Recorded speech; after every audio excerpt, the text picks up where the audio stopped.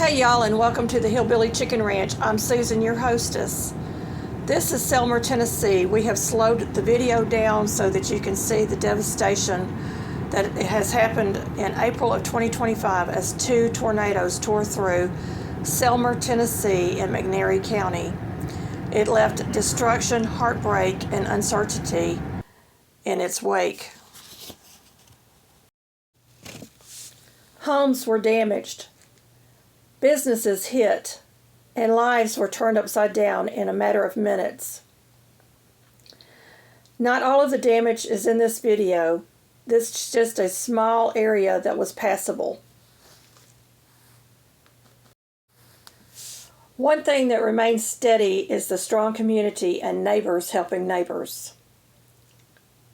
Selmer is a small town in West Tennessee. As you watch this footage, I ask for one thing: please pray for the families displaced or grieving. Please also pray for the helping hands. Those hands are helping to clear rubble and rebuild. If you feel led to give, I've included trusted donation links in the description box below. Every gift, every prayer, every act of kindness matters more than you can imagine. Together with God's help, the town of Selmer can rebuild. Selmer needs our prayers. Selmer needs our love. As my husband and I drove through this devastated area, our hearts just wrenched for these people that are struggling.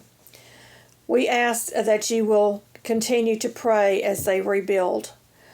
I wanted to let you know that one of the places that we loved to go visit was the Jesus Care thrift store. It is no longer there, but they are taking donations to help people in the community. So they're listed below. Also, we have many different municipalities of electrical companies coming in to the area to get the power back up. Cell tower damage has happened in this area as well. So to have those important links for outside communication is extremely important for them. Please continue to watch the remaining of this video to the end. We're going to go silent until right before the end to give a moment of silence to these people.